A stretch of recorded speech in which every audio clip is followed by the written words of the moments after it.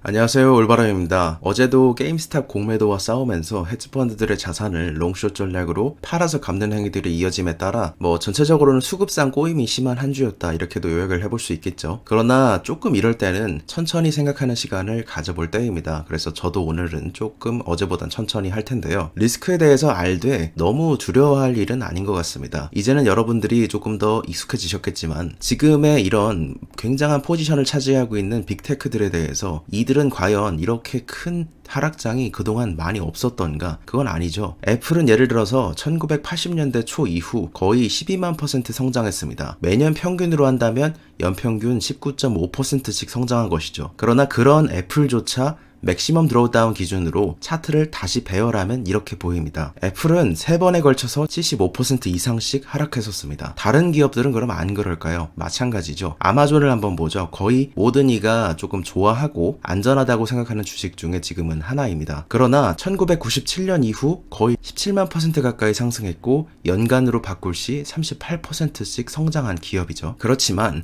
최악은 닷컴버블 당시에 95% 가까이 하락했었고 그 후에도 정말 여러 번의 흘러내림들이 발생했었습니다. 95%에 비해서 작아 보일 뿐 여기 이렇게 많은 구간들이 60% 가까이 하락했던 게 2번, 30% 가까이 하락했던 건 5번이 넘는 식으로 굉장히 많은 하락 구간들이 발생했었죠. 비교적 최근으로 조금 가볼게요. 넷플릭스 같은 경우는 2000년 이후로 43,000%씩 성장했습니다. 연간으로 볼 때는 39%씩 성장한 셈이죠. 지금은 스트리밍 거인이 돼서 이제는 자리를 잡았지만 그러나 최대는 81%까지도 하락한 적이 있고 50% 이상의 하락은 수도 없이 반복되었었습니다. 그러면 맥도날드나 나이키는 어떨까요? 맥도날드는 1970년대 초 31,000% 성장했습니다. 연간으로 따지면 13%씩 성장한 것이죠. 그러나 맥도날드조차도 수많은 하락들이 있었습니다. 최대는 74%까지 하락했던 것이고 70% 이상 하락했던 적이 2번, 50% 가까운 하락들도 2번, 그리고 25% 가까운 엄청난 하락들도 5번 가까이나 있었죠. 나이키 같은 경우도 1980년대 초 이후 10만% 이상 성장했습니다. 연간으로 따지면 19%씩 성장한 셈이죠. 그런 나이키조차도 75% 하락이 1번, 50% 가까운 하락은 4번, 25%에서 30% 가까운 하락들은 4, 5번이나 됐습니다. 성장만 보게 되면 화려해 보였지만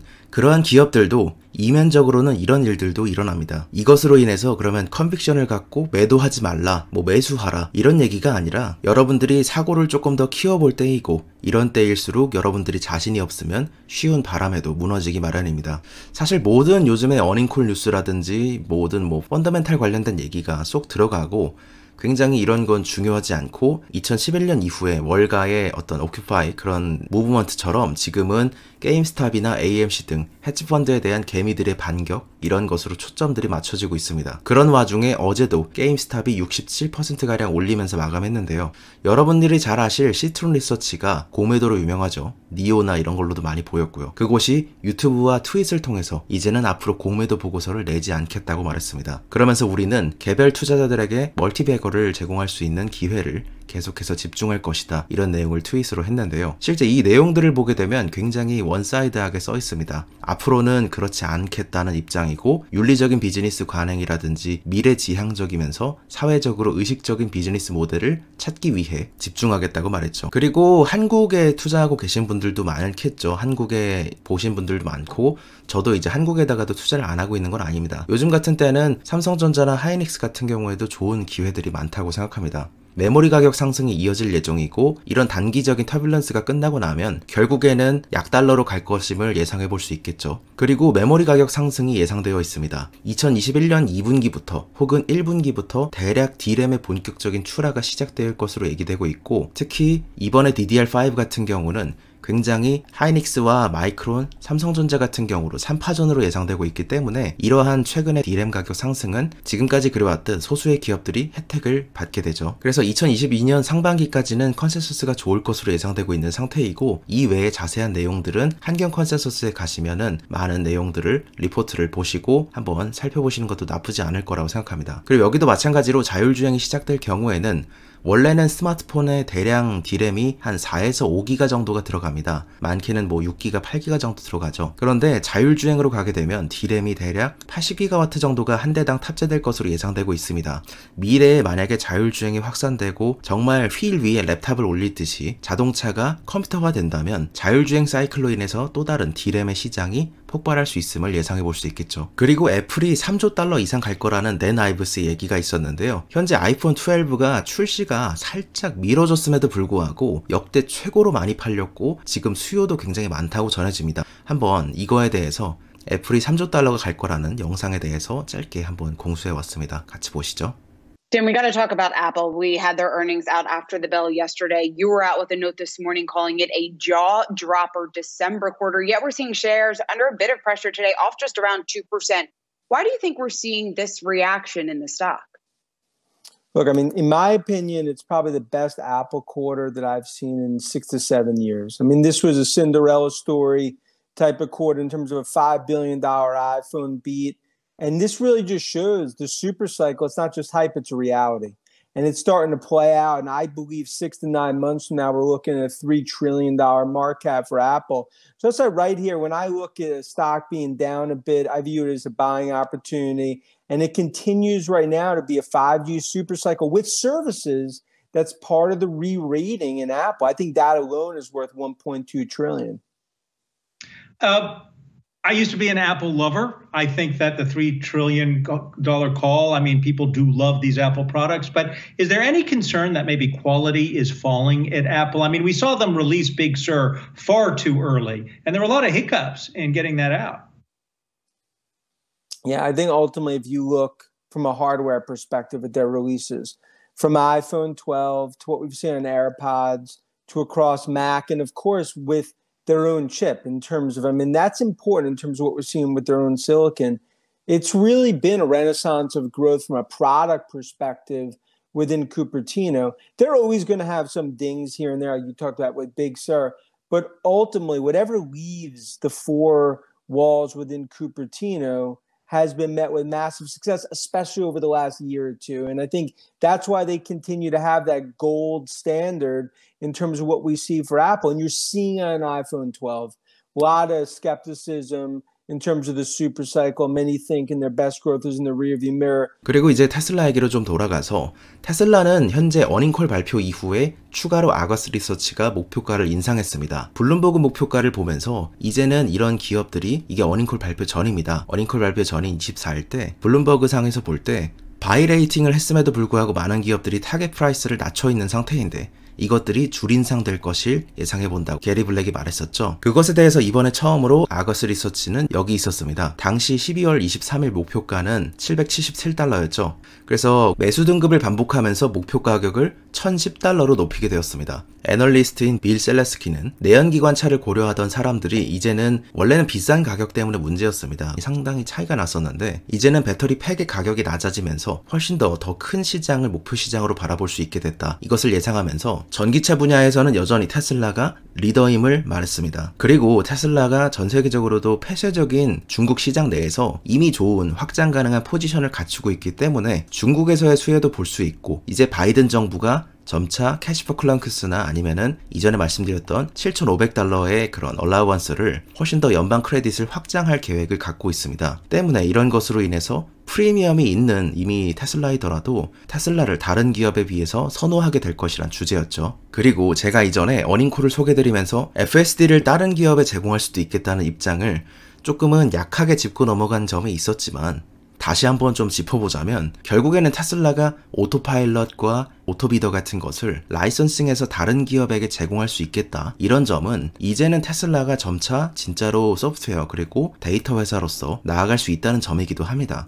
자율주행을 판매하게 된다면 마진은 지금은 $10,000이기 때문에 마진을 많이 가져갈 수 있고 또한 구독 모델로 가게 되면 프리캐시 플로우가 증가하기 때문에 지금보다는 훨씬 더 모든 수익과 매출이 실제 이익으로 잡히게 되는 그런 영향이 좀 더 관철되고 있습니다. 그리고 테슬라는 과연 연간 50%씩 성장할 수 있겠다는 그런 딜리버리 가이던스를 제시하면서 사람들의 기대를 살짝 많이 낮췄던 것도 사실입니다. 그러나 개인적으로는 리서치 애널리스트 분으로부터 받았던 자료도 마찬가지이고, 테슬라는 실제 부품사에게는 100만 대 가까운 분량들을 받기로 이미 2020년에 약속을 했습니다. 그 예를 들어서 지난 11월에 발표된 자료 중에 중국 내에서 테슬라의 상하이 공장의 내년 생산 계획은 내부적으로는 2021년까지 모델 3 30만 대 정도의 캐파를 갖추는 것, 그리고 모델 Y 기준으로 25만 대 정도의 캐파를 갖추는 것이 목표입니다. 그리고 이후에 있었던 중국의 산업증권 리포트에도 보게 되면 결국에는 총 캐파를 연말 기준 그렇게 맞추겠다는 것이고, 바로 55만 대로 시작하는 것은 아니나